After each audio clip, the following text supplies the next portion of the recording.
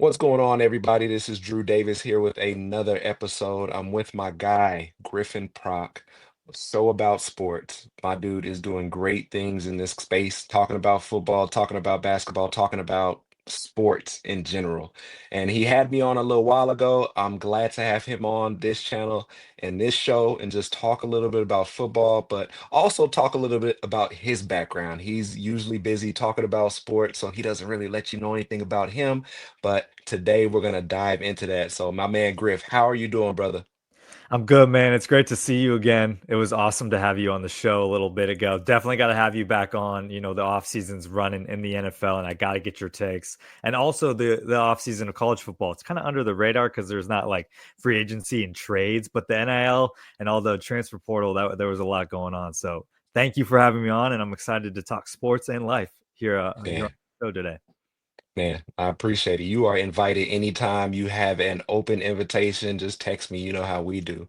But as we get into this, like we said, from Washington, um, grew up watching SportsCenter in the morning. You said at a young age, I think I want to do that. I want to talk about sports when I get older. Um, talk to me a little bit about that experience and what exactly drew you into that, and just watching that and what made it kind of attractive for you. It's a great question, and we were talking a little pre-recording here about the work days and kicking it off and getting up in the mornings and just getting on with your day. When I was a kid in the mornings before the bus stop would arrive, I would always run downstairs and turn on SportsCenter just so I could at least see, with a bowl of cereal, being able to see the SC top plays of the day. I just really wanted to know what the coolest plays were, and that's where I kind of just fell in love with sports. I, played sports my whole life, like we've talked out before, but I was nothing special like yourself. So I wasn't able to make it to the next level of anything. But no, I just have loved sports and I've really liked the media side of it. And specifically, why I like SportsCenter so much is I like the highlights. I want to get the important information. And so that's what drew me to it because I really find it fascinating what all these reporters do out here and how they can summarize it and make it an entertaining show. And so that's why I kind of based my bio for Show About Sports. It's just me taking a shot at having my own sports center in a way. So that's how I got into it, I guess. I love it, man. So I went and did some recon work. I went and listened to a couple of your first episodes of Show About Sports. And I'm listening and I'm like, yo, this sounds like the same dude that we hear today. Not much different, not much like, you know what I mean? You go back and you look at how you used to do things or when you first got started and you're like, oh man, those are horrible, or I didn't know that, or this part's bad. But one thing I really liked about it, man, you were like really open. Like you stumbled on a couple words there, and you're like, "Oh, what am I doing? I can't speak today." And you kind of made it a fun type thing. Have you gone back and watched or listened to any of your older podcasts? And what kind of grade would you give yourself when you look at it? Oh, it's such a good question, and this question goes into so many things. When I started out, I knew I wasn't going to be able to get anybody like on my podcast. I didn't have a platform before Threads. I started with Threads, and so I knew my first episodes were going to have to be solo, and I just would have to go try it out. And I knew if you knew me as a friend or if the listeners know me as a friend and you were around me, I use humor kind of as a way to break stuff down because at the end of the day, sports, it's all entertainment. We're all having a good time. These people are like playing really hard on the field. There's a lot of respect and it's supposed to be fun, at the end of the day. Like wins are great, losses are tough. It's just a story of life. Sports are, and I find it really fascinating. And so I just thought we're not perfect. A quarterback throws an interception from time to time. I'm going to throw an interception with my words, stumble over it a little bit. I don't know my thoughts. And so to answer your question, I actually don't like to re-listen to my episodes. Funny enough, once I record with you like right now, I would go and edit it. I would just like make sure there's nothing crazy, splice it up, do that, this, but I don't re-listen to the whole conversation I just had with that person. It is up to the world now to decide if they liked what I what I did. But no, I don't like study my tape, if you will. And maybe that's something I should. I mean, ever since I started creating reels, I kind of listen to myself talk a little bit more on video form. But I like to make those more about the others that come on my show, like yourself, that other time. And so, no, I haven't gone back, but it's good to know that it sounds like the same guy. But hopefully it's a little bit better analysis, hopefully, at this point in the journey. Man, you're doing great, bro. I think, and that's what I wanted to ask you because we have a lot of people that are going to listen to this, people that are kind of afraid or a little bit hesitant to go out on that limb and create something and fail or just have it not be good. But that's part of the journey, getting good at it, being able to look back and laugh at yourself and saying, "Oh my God, I didn't know so much. And now I kind of know just a little bit, a little something, like still don't know much, but just a little bit of a little bit." And you said it, you said it. You said, I knew I wasn't gonna get anybody like prominent or just anybody to come join me on this show. I had to build it up. When you talk about that, now you're interviewing a lot of people, and now you got probably I think 59, 60 episodes last time I looked. You started doing this 2 years ago. Like you've had so much growth. And I just want to give kudos to you, man. You've kept at it, you've been consistent, which is one of the biggest things in this world. And so, what advice would you give to anybody who's thinking about doing something similar to you or just jumping into this space? Oh, it's such a good question. And again, thank you for the shout out there. You were my 50th episode. So shout out to you too. You hit a benchmark on my show, which is awesome. And I've done some since. But it's it's funny that you use the phrase jump into something like this.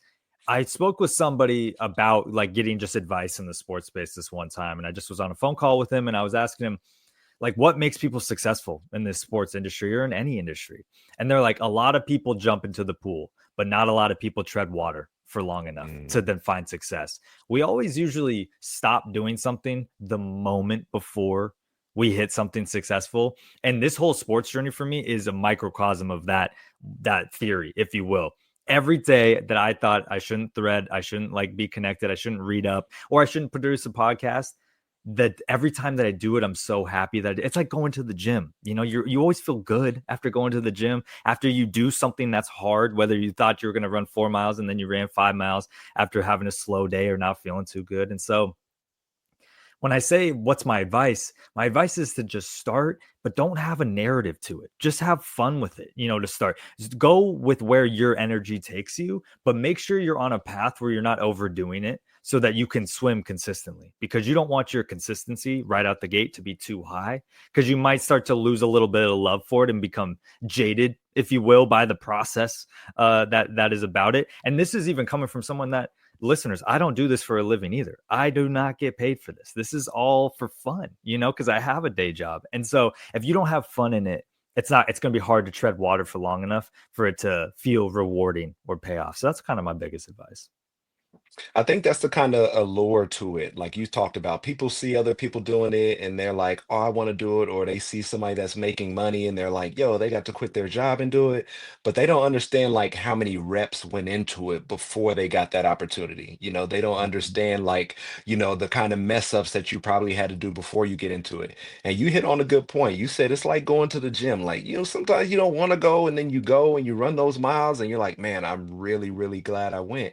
And who would think it was so hard to set up a camera, set up your laptop, get your microphone ready? It's Yeah. like those things like that it's like I used to, so at UCLA, we used to, the gym, the weight room was downstairs. So we're in the building all day. The weight room is downstairs. You can hear the weights clanging. You can hear people working out. There's some days I didn't work out. And it's not because I had to travel across town to the gym or anything. I was just like, yo, I don't got it today. I'm walking past the weight room like this. Like, let me see if it doesn't see me. But you hit on a good point. You said, don't start with your intensity too high because you're going to need some consistency to keep everything up. And I really, really love that. So before you even got your show started, what were you doing on that front? Any newsletters, any YouTube, like anything to start out? It's a great question. You know, the phrase like an apple a day keeps the doctor away. It was a thread a day keeps the doctor away from me. That's how I got my start. Shout out to the Threads team. This isn't sponsored or anything, but that's where I got my start. They produced this application. I missed the boat on Twitter. I don't do much on Instagram except for now that I make reels like I was saying, but Threads gave me that opportunity as a fresh blanks canvas where nobody had created a narrative again on this platform, in a place where new people could get their start because I knew they weren't going to have all the big names and it's going to be as saturated as a market. So I thought, why not go take a shot? But I had no kind of this is where it's going to go. And kind of where this comes from is I did have a newsletter right out of college because I graduated during COVID. So Okay. as you can imagine, the world was quite interesting during that time period, and finding a job was quite difficult. And I thought, how can I stand out to be able to boost my resume against everybody else in the corporate space? Why not have a newsletter about what you're going through? Everything, it's learning everything from career, life, and finances in your early 20s, and they call it the in between newsletter. Now you can go check it out. It's still out there in the universe. I don't write it anymore, but I did that for about 2 years. And that's where I learned how to create content. And it wasn't sports specific at all. And that's where I kind of honed this skill to be like, I really enjoy doing that, but I don't like talking about career finance stuff as much as I like talking about sports, like we're here today. And so it was kind of a jumping off point to then Threads came along. I started that. I utilized all the subconscious skills I think I learned from doing that podcasting as well. And yeah, that's what got me here today before the podcast. Because you're right, it wasn't just the podcast right out the jump. I had to get an audience to even listen, so I wasn't going to start podcast, then go build a social media following. And I wouldn't even say I've built a massive following quite yet, but I'm on my way. I love how you said not yet. You putting it out there in the universe. You know it's coming. You know it's right around the corner. But that's Yeah. what happens when you do stuff that you're passionate about and that you like. It's really hard to put stuff out there and get one or two likes, especially the thing that you're like, oh, this is going to be real good. I know people are going to love this. And it comes back and it falls flat on its face. And then the thing you create and you're like, oh, this is just one I'm throwing out there. This is just a little piece of bait. And it gets gobbled up like there are piranhas in the water. And you're like, what the heck? Like sometimes you can't really figure out what's going on or what's going to sell. So, like you said, you got to put the content out there and you got to enjoy or like what you're doing because it's going to make it better for you in the long run to continue doing it when people come and go, when there are slow times like there is now, NFL offseason, but free agencies today. So, it's kind of not the argument today. Mhm. Mhm. But outside of that, man, like we said, when you're creating content, you're doing things, you're setting up cameras, you're setting up laptops, mics. What has been your biggest fail or your biggest mistake up to this point when it comes to podcasting or creating? Ooh, so it's interesting. I think it actually goes back to you and I in our conversation when I first Instagram DM'd you, and I did not plan to answer this. Your question's just great. And so I didn't mean to use you as an example, but it's perfect because you helped me out with this. I sent you that sales pitch, if you will, where I DM'd you and I said this. And at the very end, I said, no worries if it doesn't work out, or if you don't want to, just wanted to ask. And you even said in your message, Griff, loved your message. Take that out at the end. You have so like you. I don't even remember the exact phrasing, but you like hyped me up a little bit. Like, don't give them an out. You're pitching a good thing that people will want to join. And so that has been my biggest mistake over these 2 years. Is I've kind of let people off the hook of coming on a little bit because this Mhm. world, it's super hard to Yeah. plan this type of stuff. And so I've made mistakes where I finally landed in somebody's inbox and they wanted to, come along and come on. But now it's been hard to actually lock down a specific time and date instead of, or they see it and give me one response and then that's it. And it kind of feels like you close the loop on yourself because you gave yourself an out.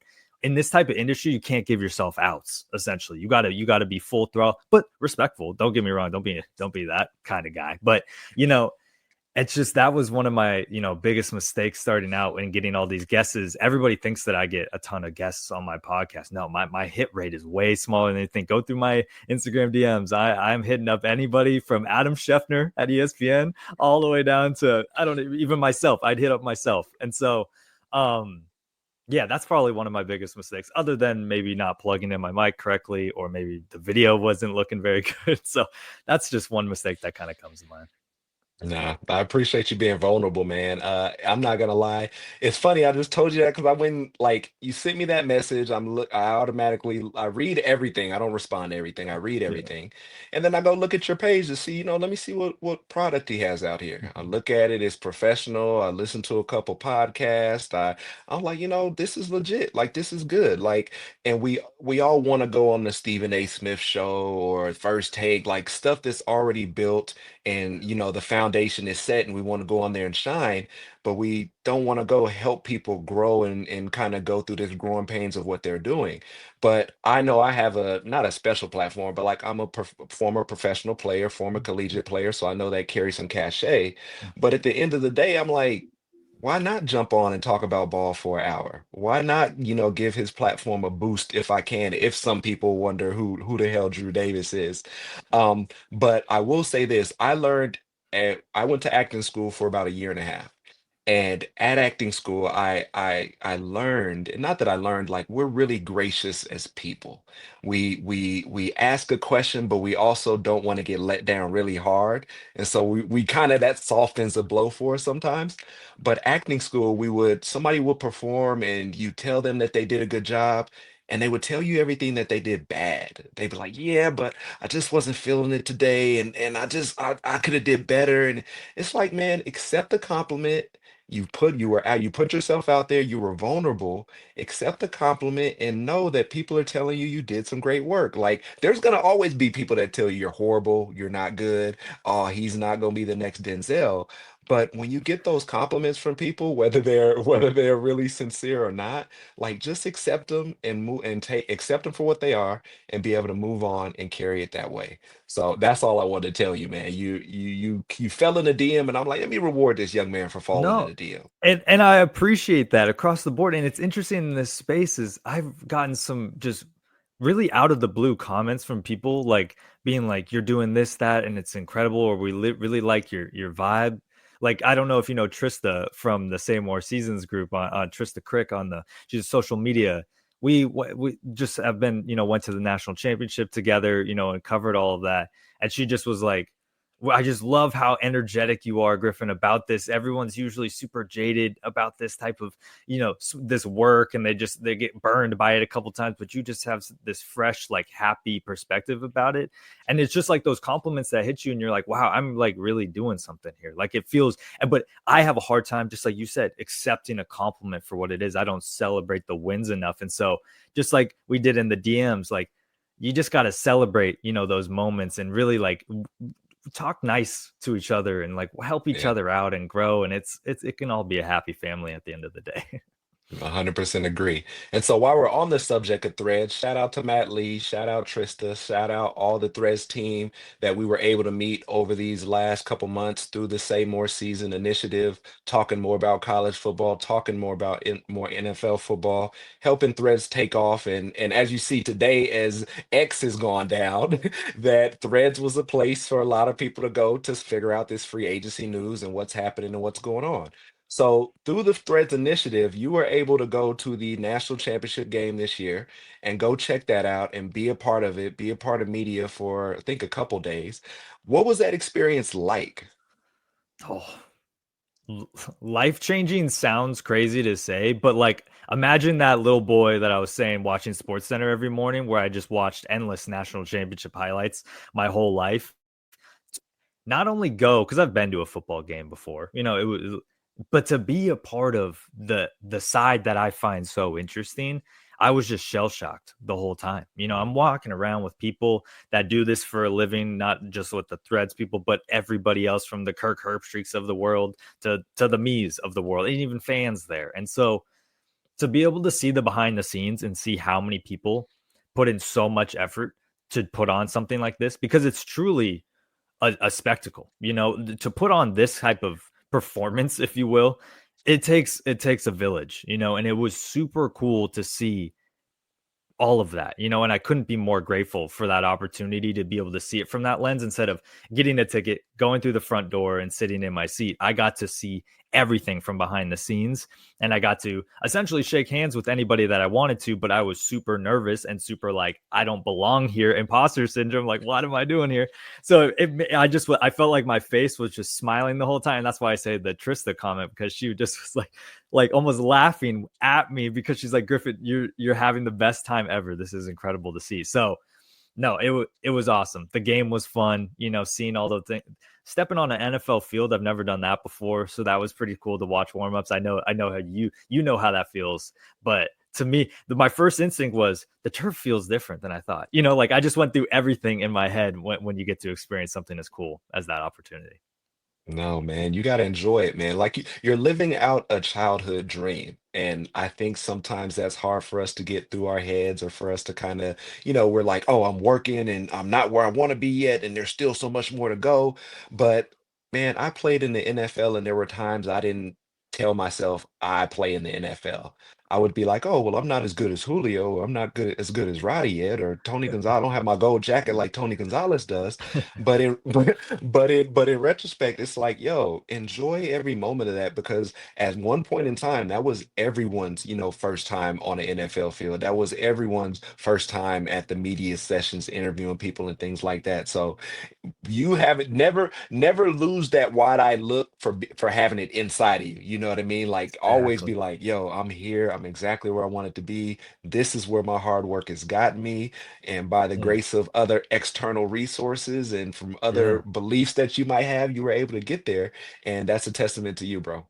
And it's really funny because a year ago when we were doing like threads, even a year ago, I was like Matt Lee was talking about, I was a part of some of those initiatives. Just I'm the grassroots kind of kid building something from nothing. I didn't come from Twitter. I didn't come from Instagram to build this, or I'm not a former professional athlete. I'm just kind of building this. And so when after I did some of those initiatives from like just doing hosting like giveaways and guessing prediction stuff on threads, I was like, next year, like I'm gonna go to the national championship. Like I'm gonna find a way. And I tell people this because I almost feel like I manifested it and then the work that I did for a year to then get to this point where threads sent me. And it's just kind of insane to think how much like I just kind of willed it to happen. Like I didn't ask for that. They were like, "Hey, do like to celebrate all of this and all of the things you've done for us, not just this year, but every year on Threads. We want to just reward you for this." And I was like,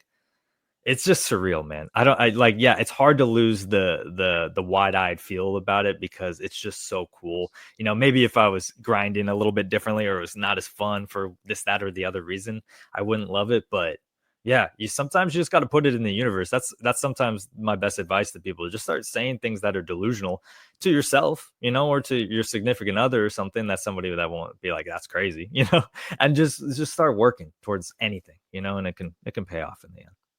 Mm. Put it in the universe and then work your ass off to make it happen too. Because the universe is working Exactly. for you, but you got to work for you too. Exactly. A threaded day keeps the doctor away. That's what I'm saying. You Uh, can't hope they're going to invite you to something if you don't do something about it. That's kind of how it is. yeah, and you've done that 100%. Staying on that topic, because you brought it up a little bit. You're saying you're on the field and you're around some places with some people you didn't think you should be next to. Have you ever been starstruck or caught by somebody's aura as you've Yeah. been going along this journey? Oh yeah. So I've always had immense respect for college football coaches. They go through a lot. The players.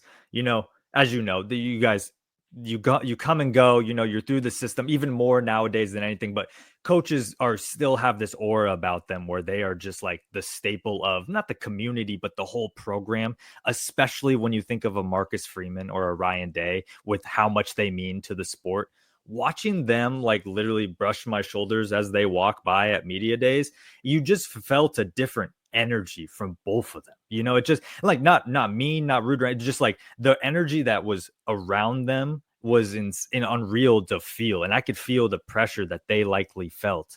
And so to be able to listen to them speak to the media, and the sound bites that get clipped are always the one like, how do you feel after losing to Michigan? What are you going to do to bounce back from Northern Illinois' loss? It's always those. But people were asking very normal questions and they were very humble individuals talking about their families, wives, girlfriends, history, etc. And they were just immensely grateful for the opportunity that they could go. So I almost became more starstruck by them to be like, wait, are they somewhat normal people? Is that possible in their space to be normal? Maybe they're just really well PR trained, but you can tell genuineness. You can smell the BS sometimes. I didn't get it from either of those two guys, and their aura really like I was starstruck because I was like, I don't even follow Ohio State and Notre Dame like that. Like I have a cousin that goes to Ohio State, random connection, but that was as of 2 years ago. I didn't care about Ohio State. And so yeah, I'd say those two that kind of caught my eye in that way. Yeah. And you picked and this was a great year. You got two historic franchise programs, two head coaches. I'm sure Marcus Freeman will be at Notre Dame for a while. Ryan Day has been there for a minute, gets his first national championship. My college coach, Chip Kelly, gets his first national championship and then gets a super pay raise to go to the Las Vegas Raiders. So it's definitely, man. I appreciate you saying that because, like you said, they're up there talking, they're talking about family, they're talking about this, and that, and you're like, hold on, y'all are actually pretty cool. Like Yeah. y'all aren't what the media makes you out to seem. That's pretty cool. That's nice. And Chip was pretty cool too. He was at the media days and whatnot. I just he's exactly how I thought he would be, you know. And he just seems like a cool guy, you know. I can get why maybe his sarcasm might go a different direction with some people at times, but I've grown up an Oregon Duck fan, like you know, a lot of alumni in my family, so I got nothing but love for Chip Kelly. Awesome. We appreciate you. Shout out to Coach Chip, man. And then just switching gears. So as we're talking about college football, you grew up in the state of Washington. You went to Wazoo. Does that some what schools were you choosing from when it was time to go to college? Yeah, so it's a funny story as all parents do. You know, you got to get the clipboard out. You got to go through the math of how colleges work and how much more expensive it is to go out of state. And I was like, okay, I get it. That's crazy. I wouldn't want to pay for that either. So my options were Washington State. You know, not university, but the state of Washington. Were kind of the options in terms of things. I was looking at Central, Eastern. You know, Bellingham going up to Western. UW. Some people might think that I'm smart, but I'm not that smart. So I couldn't get into UW. And thankfully so. I'm so happy I'm a Coug, as you can see behind me, the Coug drawings on the wall. But yeah, that's what it come down to. I mean, I just went to Pullman for a visit. I was a part of a basketball team that got to do a little summer camp there in high school where we had essentially a tournament and we got to stay in the dorm halls. It was through my high school. And I just was like, this is a sweet campus. You know, I really like the vibes around it. And it was the summertime. Like, there's just athletes there. There's just the football team on campus. There's nobody there. But I just loved it. And the minute I stepped on campus, never looked back. You know, it was a great experience all 4 years. Yeah, awesome, man. It's so funny. So you talk about, being up in Washington and anybody that has two schools there know, like, okay, you got to make a choice for one or the other. You might have some Yeah. family background or some friends that all go to one another, and that rivalry that kind of just clashes and makes you have to choose. When I got down to my last four schools choosing for college, one of them was UW. And I took a trip out there, loved it. It's so funny though, because UW and Oregon, they were trying to persuade me which place it rained more at. And I'm and so you got that. I'm telling you, they pulled out charts, they Oh had yeah. data, and I'm over here like, y'all, if I go to whatever school I go to for y'all, it's gonna be some rain. So it's all good. Yeah. But I've been to Alki Beach. The traffic from the airport to UW was horrible. Yeah. But it was a very beautiful campus. And you have any stadium where you can tailgate and boat up? Crazy. What? Crazy. What? That's why I So, love the Apple Cup being at their stadium because let me tell you, it's not really a home field advantage when the Cougs and the Huskies play it at their home because to get to our place, you got to go 5 hours over the mountains. For us, we're all kind of centrally located over here. So we love going and then trying to find a friend that has a boat and try to get on it if we can or steal someone's UW boat if possible. man, work smarter, not harder. That's the plan of the game. And then Exactly. sticking with that, so you went to Wazoo, you go to Mhm. Wazoo, you're still sports fan, Seattle Seahawks fan, Wazoo Mhm. fan. Between both of those programs and organizations or teams, what has been in your lifetime or just in your recollection, what has been the most historic win to you for both of those teams? You said for Washington State and the Seahawks? Yeah, if you have Yeah, if yeah. you have one of each. Yeah, that's a great one. Oh, man. Washington State, it's hard because it felt like every win was so big. But I think the biggest one was when we beat, speaking of the Seahawks, Sam Darnold and USC, when he was at, I got to see that game where they were ranked, I want to say in the top 10. We Mm. were flirting with being ranked, maybe even ranked, but not UFC type ranked. And we beat them at home in Pullman and it just we all stormed the field. It was one of the best day. Like people were partying all night, you know, in the city of Pullman, the tiny city of Pullman, and I don't know. There's not one thing about it. I don't know. I was with my future wife at the time too, so it's kind of like a core memory of just like my life was being built during that era, and just Washington State gave me a ton of that. But I would also then add this little drawing right here behind me is the college game day when we played Oregon, and so my dad drove out because he's an Oregon alum. College game day is first time ever. There was a million crimson flags because, as you know, at college game day, there's always one crimson flag going around. We had a bajillion of them. I don't think anybody slept, the night before just to get there at 3, 2 in the morning. And we beat Oregon that night. And it was a wonderful day, so it's those kind of big games, a ranked opponent when you're not ranked, or you get to experience something brand new like that. And I didn't know a few years later I'd be bumping shoulders with these guys like Kirk Herbstreit, like literally next to me, even though I watched him live. So there's that. When I think about the Seahawks, I rewatched this game, the highlights today when I was at work. Don't tell my boss, but I was just like watching the 20-minute highlights where 2014 NFC Championship, we come back and beat Aaron Rodgers and the Packers after getting down, and we were on our way to our second Super Bowl at that time if we were to win that game. And it was kind of the end of the Legion of Boom, if you really think about it, because after that season, we all kind of drifted. The decisions had to start getting made. And just the resilience that we saw on that field that day was incredible, and it just was every player that I've grown up with the Seahawks that was important to me, from, Pete Carroll, Russell Wilson, to the Richard Shermans and the Camp Chancellors and Marshawn Lynch. Just an incredible game. And we beat like MVP Rodgers. I mean, I know people like to think of Rodgers today, but that's 10 years ago Rodgers. That was MVP, yeah, almost Super Bowl again Rodgers. And so, yeah, some people like to say like, oh, the first Super Bowl, like, yeah, we kicked the Broncos butts, like that. It was a great game, but it wasn't like a historic, memorable game. That game that next year when we like, you see what you build, and it's almost impressive to two-peat, and instead of anything, you have a lot of respect for them. So that game was pretty big in my mind there. Man, it's crazy when you're around sports for so long because you see so much. And like you said, you have some core memories from college, and there's a certain stuff you might be doing around that time, having time with your dad or parents or a Mhm. brother or something that's in town or something like that. And so as we go now, like we've been to this point where you look at the Seahawks, like you talked, that was kind of the last time the Legion of Boom was together. You look at the Seahawks now, they just let Tyler Lockett go. Like there's this whole, like, what I mean, somebody that was there for a while. And now these people are getting gone and being gone and getting going. Um, I will ask you this, who is your favorite all-time Seattle Seahawk? Oh, it's a great question. Honestly, I waffle back and forth. I'm not a big like favorite player guy. I Okay. like to like a ton of players across, because if people ask me like, what's your favorite NBA player? It's James Harden. I don't know why.